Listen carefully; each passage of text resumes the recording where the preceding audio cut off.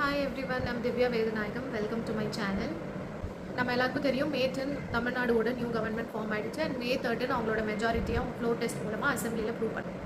இந்த வீடியோவில் ஃப்ளோர் டெஸ்ட்னா என்ன, ஃப்ளோர் டெஸ்ட் எப்படி நடக்கும், எப்படி அவங்களோட மெஜாரிட்டியாக அவங்க ப்ரூவ் பண்ணுவாங்க அப்படிங்கிறத பார்க்கலாம். ஃப்ளோர் டெஸ்ட்னா ஒரு கவர்மெண்ட் ஃபார்ம் பண்ணுறதுக்கான மெஜாரிட்டி அவங்ககிட்ட இல்லாத வந்து அசம்பிளியில் அவங்களோட மெஜாரிட்டியாக ஓட் ஆஃப் கான்ஃபிடன்ஸ் மூலமாக ப்ரூவ் பண்ணுறது தான் ஃப்ளோர் டெஸ்ட். எப்பவும் போல் சட்டசபை கூடினதுக்கப்புறமா முதலமைச்சர் இல்லைன்னா அந்த மெஜாரிட்டி பார்ட்டியில் இருக்கிற ஒரு மூத்த அமைச்சர் வந்து ஒரு வரி தீர்மானத்தை கொண்டு வருவாங்க. அந்த தீர்மானம் அவங்க சொன்னதுக்கப்புறமா 2 எதிர்கட்சி அண்ட் ஆளுங்கட்சியில் இருக்கிறவங்க அதை பற்றி கொஞ்சம் நேரம் விவாதிப்பாங்க. எவ்வளோ நேரம் விவாதிக்கலாம் அப்படிங்கிறத சபாநாயகர் வந்து டிசைட் பண்ணுவார். விவாதித்து முடிச்சதுக்கப்புறமா ஓட் ஆஃப் கான்ஃபிடன்ஸ், அதாவது நம்பிக்கை வாக்கெடுப்பு ஸ்டார்ட் பண்ணுவாங்க. நம்பிக்கை வாக்கெடுப்பு 3 வழியில் நடக்கும். ஒன்று குரல் வாக்கெடுப்பு, அப்படி இல்லைன்னா டிஜிட்டல் மூலமாக நடக்கும், அப்படி இல்லைன்னா பேலட் ஓட்டிங் மூலமாக.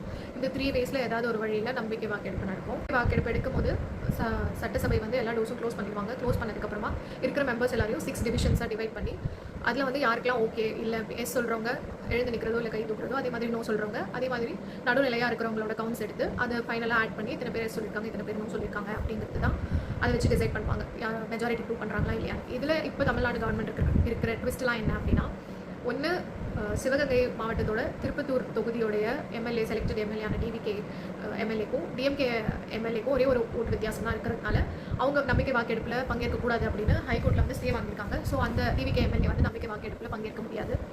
அப்படி பங்கேற்கலனாலும் டிவிகேக்கு வந்து மெஜாரிட்டி ஆஃப் சப்போர்ட் இருக்குது. ஏன்னா மற்ற சின்ன கட்சிகளும் ஆதரவு கொடுக்குறேன் அப்படின்னு சொல்லியிருக்கிறதுனால அவங்களுக்கு கண்டிப்பாக சப்போர்ட் இருக்குது. நம்பிக்கை வாக்கெடுப்பில் வின் பண்ணுறதுக்கான சான்சஸ் தான் நிறையும். அண்ட் சிம்பிள் மெஜாரிட்டி மூலமாக தான் அவங்களோட மெஜாரிட்டியை ப்ரூவ் பண்ணோம். அதாவது அன்றைக்கி எத்தனை பேர் ப்ரெசென்ட் ஆகி ஓட் பண்ணுறாங்களோ அவங்களில் 50% நம்ம ஓட் இருந்துச்சுன்னா கண்டிப்பாக அவங்களுக்கு மெஜாரிட்டி ப்ரூவ் ஆகும்.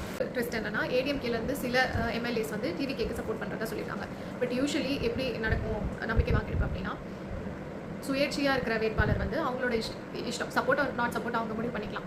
ஆனால் மற்ற கட்சியிலேருந்து இப்போ டிஎம்கேல ஏடிஎம்கேல அந்த மாதிரி ஒரு கட்சியாக அவங்க ஓட் பண்ணுறாங்க அப்படின்னா அந்த கட்சியோட சட்டசபைக்கு அவங்களுக்கு நியமிச்சிருக்க கொறடா என்ன சொல்கிறாங்களோ அதை இப்போ டிஎம்கேக்குன்னு ஒரு கொறடா இருப்பாங்க, ஏடிஎம்கேக்குன்னு ஒரு கொறடா இருப்பாங்க.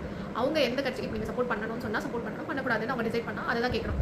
அப்படி ஒரு வேலை கேட்காம மற்றவங்க யாராவது மாற்றி ஓட் பண்ணாங்கன்னா அவங்கள வந்து டிஸ்மிஸ் பண்ணுறது, கட்சி தாவல் சட்டத்தின் மூலமாக அவங்களோட எம்எல்ஏ பதவியை கேன்சல் பண்ணுறதுக்கான சான்சஸ் நிறைய இருக்குது. இப்போ ஏடிஎம்கேல ஒரு சிலர் வந்து டிவிகேக்கு சப்போர்ட் பண்ணுறதா சொல்லியிருக்காங்க. ஸோ அவங்களுக்கு வந்து கட்சி தாவல் வருமா அப்படின்னா, கட்சி தாவல் சட்டத்தில் இன்னொரு முக்கியமான விஷயம்னா 2/3 ஆஃப் த பீப்புள் வந்து மாறுறாங்கன்னா அது வந்து கட்சி பிளவன் கன்சிடர் பண்ணுவாங்க. ஒருத்தர் 2 பேர் கொஞ்சம் ஒரு 5 பேர் அந்த மாதிரி பிரிகிறாங்கன்னா அது வந்து கட்சி தாவலில் போகும். ஆனால் ஏடிஎம்கேக்கு 47 சீட்ஸ் இருக்குது. இப்போ அதுலேருந்து 32 பேர் 2/3னா 32 பேர் வருவாங்க. அவங்க சப்போர்ட் பண்ணாங்கன்னா அது வந்து கட்சி பிளவன் கன்சிடர் பண்ணி எந்த பிரச்சனையும் வராது.